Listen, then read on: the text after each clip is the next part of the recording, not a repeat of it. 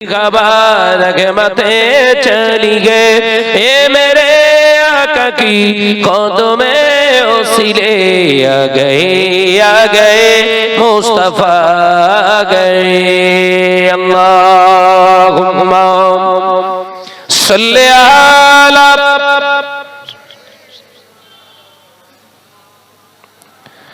आवाज दिए पढ़ो मोहब्बत संगे अला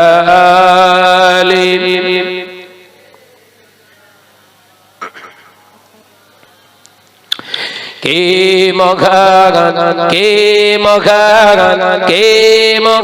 बोलो के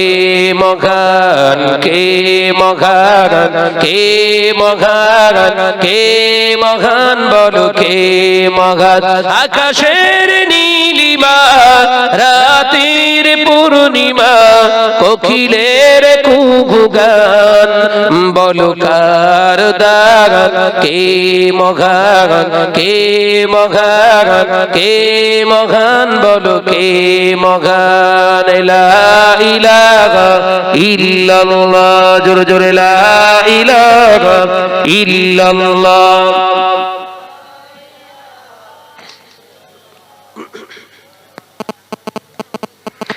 जार प्रेमी दिन शेषे रात आसे घुरे फिरे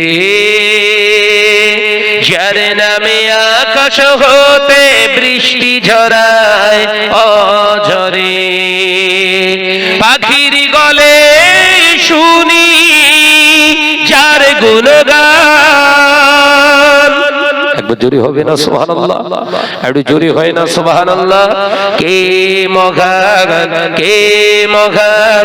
কে মঘান বলো কে মঘান লা ইলাহা ইল্লাল্লাহ মাশাআল্লাহ মাশাআল্লাহ আরো জোরে হবে লা ইলাহা ইল্লাল্লাহ जार प्रेमे नदी छूटे दूर थेके बहु दूरे जार नामे शोना जाए ढेउर तरंग सागरे नदीर जले शुनी जार कलतान जोरे बोलबेन ना आरো जोरे হয় না नारे तकबीर सिलसिला हक मुसद्ददुस समा के मघान बोलो के मघान ला इलाहा इल्लल्लाह ला इलाहा इल्लल्लाह जार प्रेमी डाना मेले पाखी ओड़े आकाश पाने झरनारा बोए चले जार नामे गाने गाने सबखाने शुनी जार स्लोगान जोरे बोलबेन ना आरो जोरे होबे ना नारे ताकबीर के मघान बोलो के मघान आकाशेर नीलिमा रातेर पूर्णिमा कोकिलेर कुहुगान बोलो कार दागान के मघान बोलो के मघान ला इलाहा इल्लल्लाह मोहब्बत संगे ला इलाहा इल्लल्लाह وقال الله تعالى في كلامه المجيد والفرقان الحميد كل من عليها فان ويبقى وجه ربك ذو الجلال والإكرام وقال الله تعالى أيضا في كتابه مخبرا وآمرا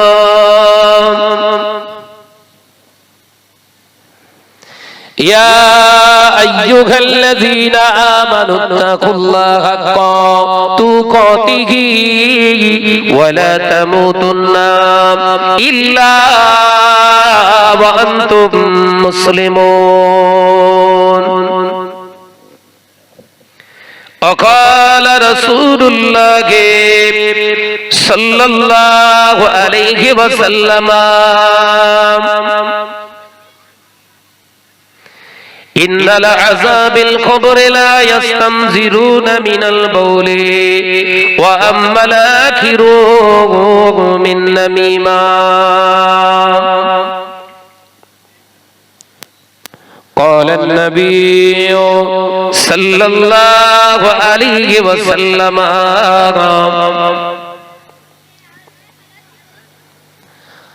من تشبه بقوم فهو منهم أو كما قال عليه السلام। حاضران مجلس দিনদার নেককার আল্লাহওয়ালা পরহেজগার মুমিন মুসলমান ভাই ও বাবাজিরা, আজকে জলসা নির্বাচিত সম্মানীয় সভাপতি মহাশয়, আমন্ত্রিত উলামায়ে কেরাম, খাস করে আপনাদের এলাকার গর্ব স্বনামধন্য আলেমে দ্বীন মুহতারাম শ্রদ্ধেয় ভাজন আলহাজ হযরত মাওলানা ইয়াকুব সাহেব হুজুর কেবলা, দরবারে বসিরহাট থেকে আগত আল্লামাইহিন আওলাদে আল্লামা হুজুর কেবলা, আল্লাহ পাকের দরবারে জানাই লাখো কোটি শুকরিয়া যে আল্লাহ দুনিয়ার সমস্ত খারাপিয়াত থেকে আমাদেরকে হেফাজত করে তানার একটি মনোনীত পছন্দনীয় জায়গায় আল্লাহ আমাদের পছন্দ করেই বসিয়েছেন, বসার তৌফিক দান করেছেন। সেই স্রষ্টার দরবারে কালিমাতুশ শুকর আদায় করে উচ্চ আওয়াজে প্রাণ খুলে একবার প্রাণ খুলে আওয়াজ তুলে বলি আলহামদুলিল্লাহ। সালাত ও সালাম জানায় বিশ্বনবীর দরবারে, যে নবী সৃষ্টি না হলে আমার আল্লাহ কুল কায়নাতকে সৃষ্টি করতেন না। জোরে বলুন সুবহানাল্লাহ। সে নবীর প্রতি জানাই দরুদ ও সালাম, উচ্চ আওয়াজে পড়ি সাল্লাল্লাহু তাআলা আলাইহি ওয়াসাল্লাম। ওয়াজ মাহফিল প্রচুর পরিমাণে মুসলিম সমাজে হচ্ছে, অনস্বীকার্য অস্বীকার করা যাবে না। এলাকায় এত পরিমাণে জলসা মাহফিল আজ থেকে 35-40 বছর আগে হতো না। আগে হয়তো গ্রাম মিলে টোটাল গ্রামে একটা জলসা হতো, বাৎসরিক ইসলামের সওয়াব, এবং সেই জলসায় এত লাইটিং এত মাইকিং হতো না। মানুষ শুনতো শুধু জলসা মাহফিল হবে অমুক তারিখে, মাইকিং প্রচারও লাগতো না। মানুষের ভিড়, মানুষ পাগলের মতো এসে বসে থাকতেন। যে সময় ওয়াজ মাহফিল এত পরিমাণে কম হতো, সে সমাজে হারামখোরের সংখ্যা কিন্তু কম ছিল। দাড়িওয়ালা টুপিওয়ালা নামাজিরা জলসা দিতেন, এবং সে এলাকায় আলেম ওলামারা আসতেন, জলসা করতেন। তাদের ওয়াজ নসিহত শুনে বেনামাজি, চকলখোর, জেনাখোর, সুদখোর গুলো অন্তর নেচড়ানো, তারা অশ্রু নিঃসৃত নয়নে তারা কাঁদতেন এখানে বসে বসে। তাদের ত্রুটিগুলো তারা ধরে পেতেন, এবং এই জলসা মাহফিল থেকে তারা তওবা ইস্তেগফার করে যখন বাড়িতে ফিরে যেত, তাদের চেহারাগুলো দেখলে বোঝা যেত এরা পরিবর্তনের রাস্তায় ঈমানি নূর খুঁজে পেয়েছে। জোরে বলুন সুবহানাল্লাহ। কিন্তু এখন সেই জলসা অত্যন্ত ঘন ঘন হচ্ছে। এক একটা এলাকায় বছরে আমি এক একটা থানায় কমপক্ষে 5-7 বার করে যাচ্ছি বছরে। পশ্চিমবঙ্গে প্রায় 19টা ডিস্ট্রিক্ট আমি ঘুরি, আল্লাহ পাকের খাস রহমত। এই অহংকার ফকরিয়াতের কোনো জায়গা নেই। ওয়া আম্মা বিনি'মাতি রাব্বিকা ফাহাদ্দিস। আমার রাজ্যের বাইরেও আরো 6টা রাজ্যে আল্লাহ পাকের খাস রহমত আমি জলসায় যাই। এই জালসা মাহফিল গুলো এখন দিচ্ছে অধিকাংশ মাহফিল কমিটি হচ্ছে সব বেনামাজি।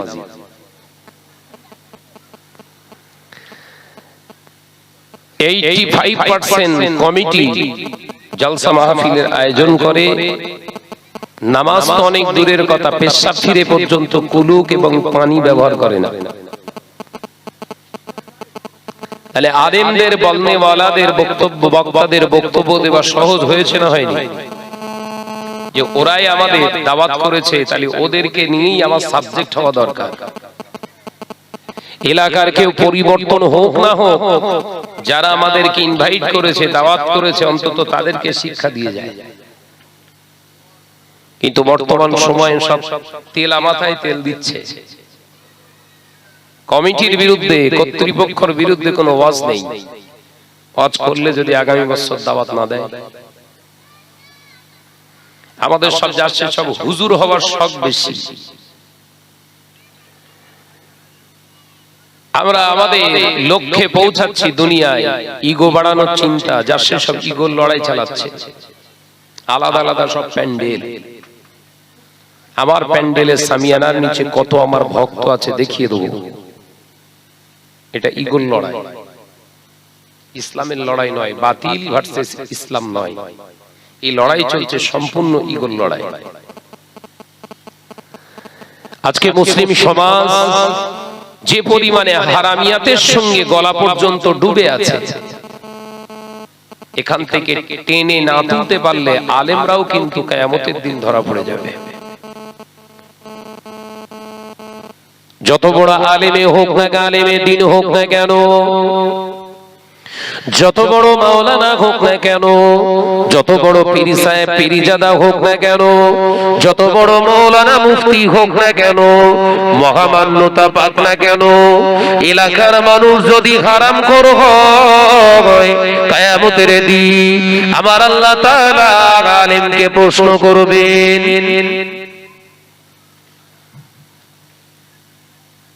আলেমদের প্রশ্ন করবে,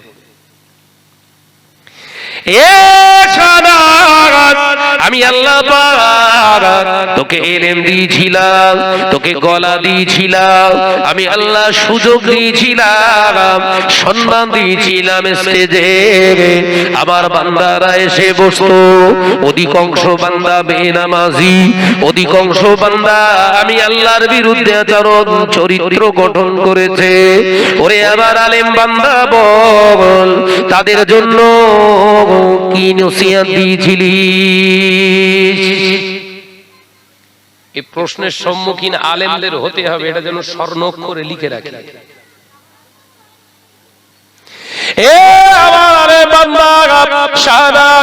তোকে যারা ভালোবাসতো, মহাব্বত করতো, তোকে যারা প্যার করতো, ভাইজান বলে ডাকতো, হুজুর বলে সম্মান করতো, মহামান্য হুজুর বলে সম্মান করতো, অধিকাংশ তারা সব সুদখোর।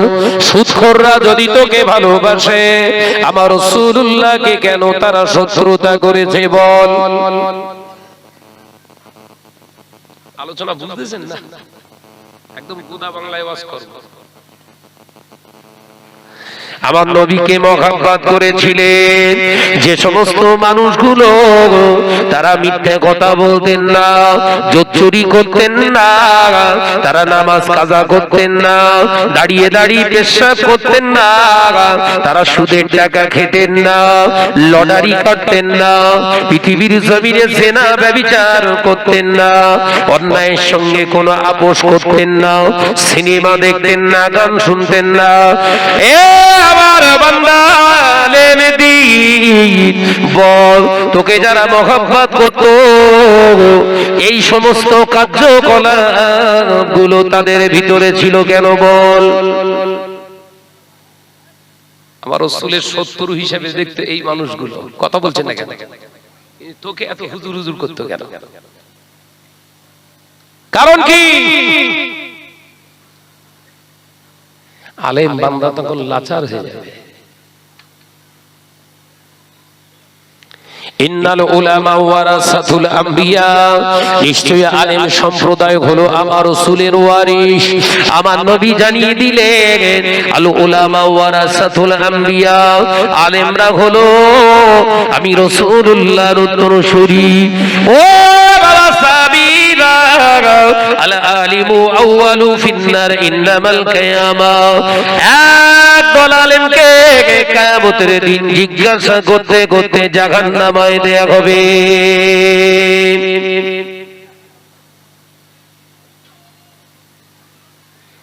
কাদের ঢোকাবে বুঝতে পেরেছেন?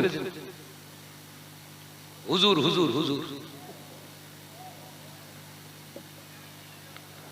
বিশাল ভালোবাসার মানুষ ছিল, সব শাহনাজের এক নম্বর সব ভক্ত, দাঁড়িয়ে ছাড়া বসে মতে না।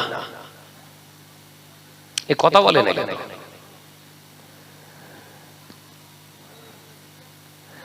আমি শাহনাজ যদি বলি ওঠ, উঠতো, বস, বসতো, যা, চলে যেত। তাহলে আমি শাহনাজ ইচ্ছা করলে ওদেরকে পেচ্ছাপ ফিরিয়ে পানি নেওয়াটা বাধ্য করতে পারতাম। এ কথা বুঝতে পারিনি বোধহয়। আমি যা বলি সে শোনে, তার মানে এটাও পারতাম নামাজ না পড়লে আমার ধারে ঘেঁষবি নি। কিন্তু সব আছে, যা করছিস করে যা, শুধু আমার দিলই হবে।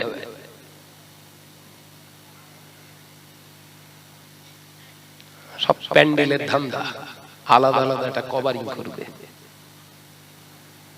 এই জন্য কারোর সঙ্গে আমার মিল খায় না, জানেন? সবাই এই করেছে ও করেছে, আমার সঙ্গে কারো যুক্ত দেখেছেন? ধারে ঘেঁষি, আমি তো জানি সব ভোগলোবাজি কারবার। ওর ভেতরে ঢোকা মানে খারাপই শেষ নেই। সাইনবোর্ড বিরাট, ভেতরে যত ধান্দাবাজি কারবার সব ওর ভেতরে। সাইনবোর্ডটা ভালো আছে। একজন আলেম ওয়াজ করছে আর একজন আলেমের বিরুদ্ধে, একজন ওয়াইজিন আর একজন ওয়াইজিনের বিরুদ্ধে ওয়াজ করছে। এক জায়গায় কি সমস্যা তৈরি হয়েছে না আপনাদের কি বলবো। একজন আলেম আমাদের আগে ওয়াজ করছে, টাকা যারা চেয়ে নিচ্ছে এরা হচ্ছে হাঙ্গর, ভালো করে বুঝবেন। টাকা যারা যে সমস্ত হুজুররা চেয়ে নিচ্ছে এরা হচ্ছে হাঙ্গরের জাত। আমি গিয়ে বক্তাকে নিচে প্রশ্ন করলাম, যদি এরা হাঙ্গর হয় ভাই, আমি আপনার কথা মাথায় রাখি, আমি বিরোধিতা করছি না আপনার কথায়, আমার শুধু জানতে ইচ্ছা করছে যে আলেমগুলো টাকা পয়সা চেয়ে নিচ্ছে এরা যদি হাঙ্গর হয়, যে আলেমগুলো টাকা পয়সা দেখে নিচ্ছে না এরা কি? কথা বুঝতে পারছেন? আপনারা বুঝতে পারছেন? এরা টাকা চেয়ে নিচ্ছে বলে আপনি মাইকে বিরাট তোড়াবুড়ি করলেন, হাঙ্গর টাঙ্গর রাক্ষস টাক্ষর বললেন, কিন্তু যারা টাকা দেখে নিচ্ছে না এরা কি? তখন চুপ করে আমি উঠে বললাম, যারা টাকা দেখে নেয় না এরা হচ্ছে হাইব্রিড। তারপর থেকে হুজুরির ওয়াজ বন্ধ হয়ে গেছে। হাঙ্গর টাঙ্গর বলা তার মানে ভেবে কথা বলে না। যে সমাজে, মুসলিম সমাজে 95% সুদের দ্বারস্থ হয়ে ঘর ব্যবসা বাণিজ্য সব হচ্ছে, সেই সমাজে পীর হওয়ার সব যখন একদলকে দোষী করে, একদলকে কোণঠাসা করে, একদলকে নিজেকে জাহির করা ছাড়া এছাড়া ইসলামের কোনো খেদমত নয়। কথা বলছেন না? একজনকে কোণঠাসা করে সমাজে দোষারোপ করে সমাজে দোষী বানিয়ে নিজেকে বিরাট বিরাট মুত্তাকিন ভাবানো ছাড়া অন্য কিছু নয়। মুত্তাকিন যদি হতে হয় দাদা হুজুর টাকা চেয়ে নিতেন না, এটা যেমন সত্য, দাদা হুজুর পীর কেবলার কাছে টাকা গেলে দেখে নিতেন, এটাও আপনার নিতে হবে। কথা ঠিক না বলতে হবে? অর্থাৎ কাদা ছড়াছড়ি বন্ধ করেন, মাথার ভিতরে টার্গেট রাখেন। যখন সমাজে আল্লাহ চেয়ার মিলিয়েছে, অন্তত যারা সামনে বসে থাকে এদেরকে কি করে বাঁচানো যায়, নিজে কি করে বাঁচবো, এই টেনশনে ভোগে, এতে নাজাত পাওয়া যাবে। এই গ্রুপবাজি বন্ধ করো। আলোচনা বুঝতে পেরেছেন তো? অপরকে খারাপ বলার আগে নিজে আয়নার সামনে দাঁড়ান, নিজে আয়নার সামনে দাঁড়িয়ে বিবেককে নিজের চেহারাকে নয়, বিবেককে প্রশ্ন করো, সত্যিই আমি শাহনাজ শরিয়াত মোতাবেক চলছি? তোর আয়নার ভিতর থেকে তোর বিবেক তোকেই জিজ্ঞাসা করবেন, তুই ঠিক আছিস তো? দেখবি কালকে থেকে তোর ওয়াজ নসিহত পুরো চেঞ্জ হয়ে গেছে।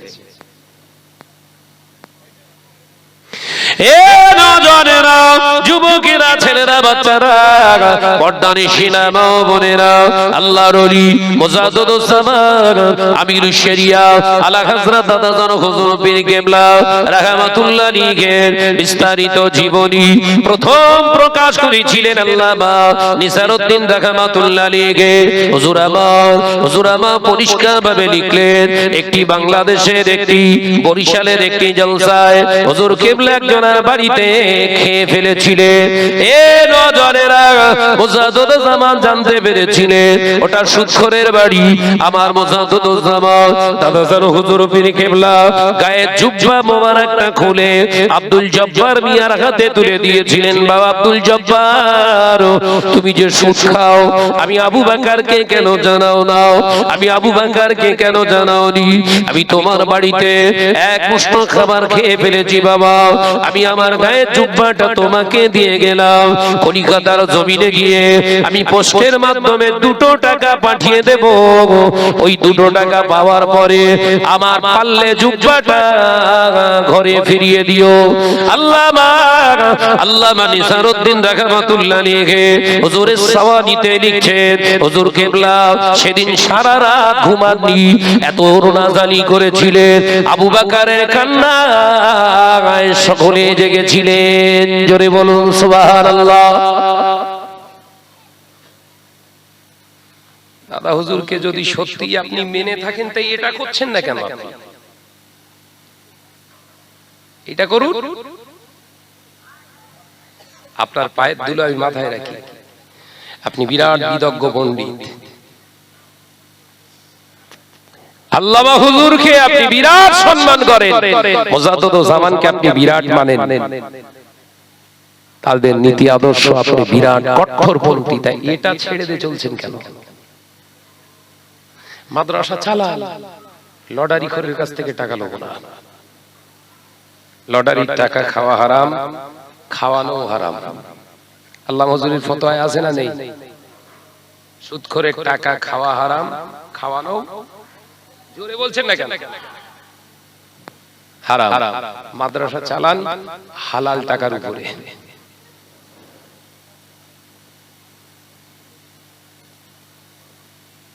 দেখবেন ঘর থেকে ফাঁকাই করে দিতে পারবে না। যে প্রশ্নগুলো করছি আপনাদের দিয়ে যাচ্ছে, এই প্রশ্নগুলো করবেন। সূচনায় একটা ওয়ার্ড ব্যবহার করেছি, ইগো। ইগো, ইগো বুঝেন? ইগোর লড়াই চলছে, কে কার পৃথিবীর জমিনে প্রতিভক্তি বাড়াতে পারে। ইসলামের জন্য লড়িনি আমরা বাবা। আমি শাহনাজ এসছি টাকার বিনিময়ে এসছি। পাগল হয়েছে নাকি? 10 লাখ টাকা দামের গাড়ি চেপে এখানে ফ্রি ওয়াজ করে যাব?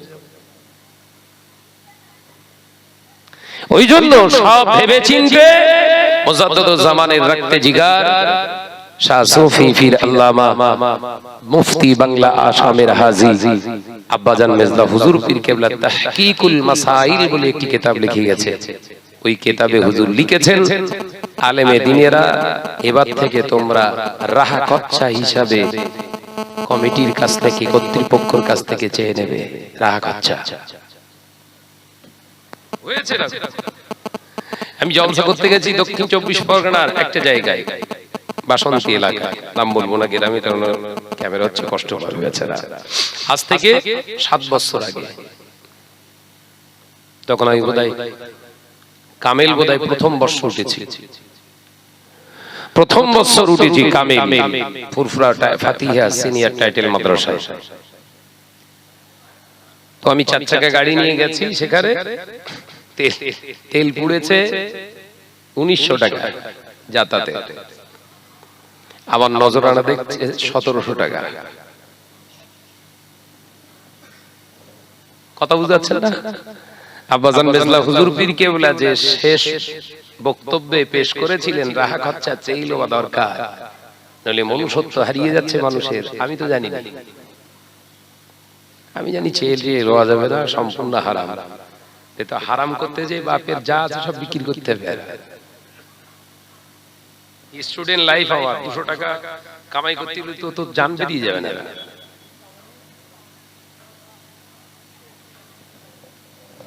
তাই সমাজের দিকে তাকিয়ে আমাদের চলতে হয়।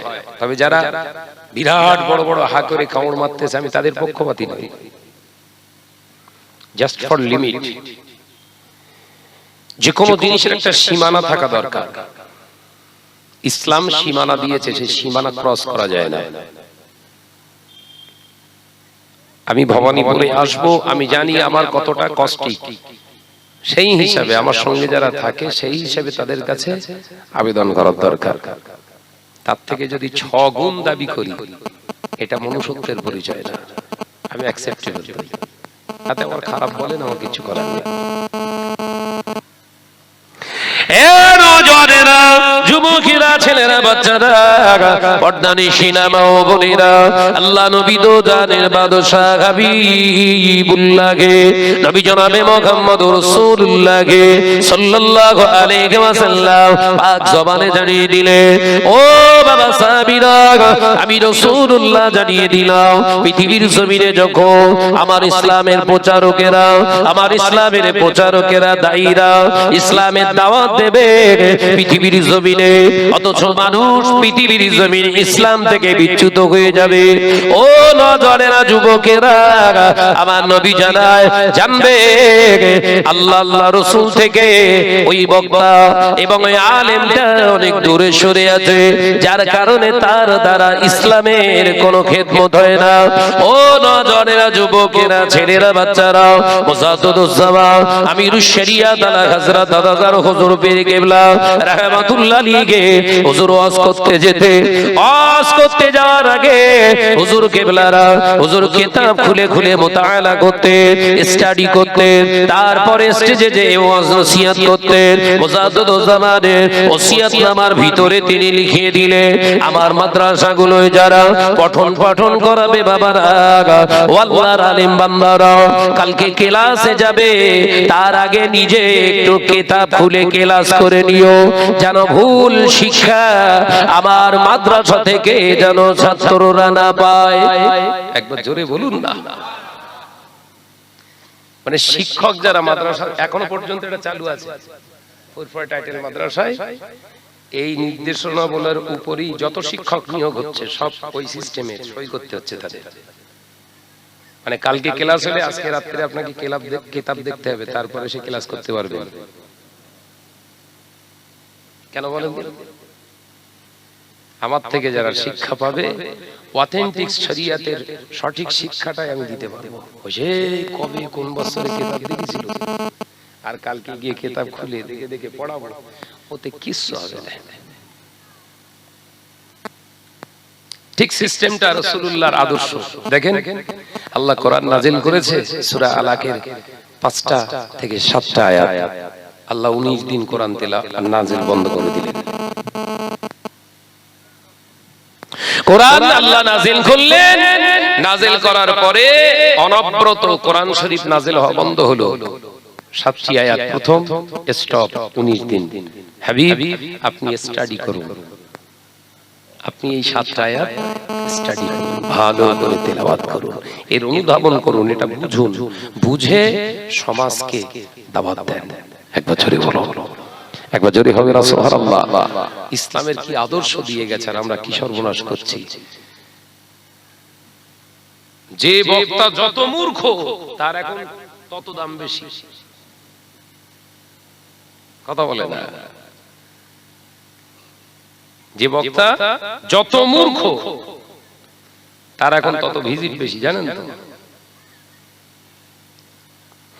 ও রাজানেরা, যুবকেরা, ছেলেরা, বাচ্চারা, পর্দানিশিনা মা ও বোনেরা, আল্লাহ নবী দোজানের বাদশা হাবিবুল্লাহকে, নবী জনাবে মুহাম্মদুর রাসূলুল্লাহকে সাল্লাল্লাহু আলাইহি ওয়াসাল্লাম পাক জবানে জানিয়ে দিলেন, মান ক্বালা লা ইলাহা ইল্লাল্লাহু ফাদখালাল জান্নাহ আও কামা ক্বালা আলাইহিস সালাম, রাওয়াহুল বুখারী। আল্লাহ নবী পাক জবানে জানিয়ে দিলেন, বাবা সাহাবীরা, যে একবার জবান দিয়ে কলেমা পড়ে নেবে, নেই কোনো মাবুদ আল্লাহ ছাড়া, আমি রাসূলুল্লাহ জানিয়ে দিলাম আল্লাহ তাআলার জান্নাতে সে প্রবেশ করবে। জোরে বলুন সুবহানাল্লাহ, আর একটু জোরে বলুন সুবহানাল্লাহ। আল্লাহ নবীর কথা শুনে আল্লাহ নবী সাহাবীরা আনন্দিত হয়ে গেলেন, কারণ আমরা কলেমা পড়েছি, তার মানে আল্লাহর রহমতের জান্নাতের হকদার হয়ে গেছি। আল্লাহ নবী সাহাবীরা সকলে মদিনার মসজিদে নববী শরীফ থেকে বেরিয়ে গেলেন। আল্লাহ নবী তাকিয়ে দেখলেন, উযুরু ইলা, আমার নবী তাকিয়ে দেখলেন হযরতে আবী হুরায়রা রাদিয়াল্লাহু তাআলা আনহু মদিনার মসজিদে নববী শরীফে 18 বছরের বয়সের নওজোয়ান চুপটি মেরে বসে রইলেন। আল্লাহ নবী প্রশ্ন করলেন, ও বাবা আবী হুরায়রা, কাইফা ইয়া আবা হুরায়রা, কি ব্যাপার ও আমার আবী হুরায়রা, কি ব্যাপার? হযরতে আবী হুরায়রা বলেন, ইয়া রাসূলুল্লাহ, হাবিবাল্লাহ, হুজুর, হুজুর, আপনার কাছ থেকে আমি একটি জিনিস চাইবো, হুজুর আপনি কি আমায় দেবেন? আল্লাহ নবী বললেন, ইনশাআল্লাহ।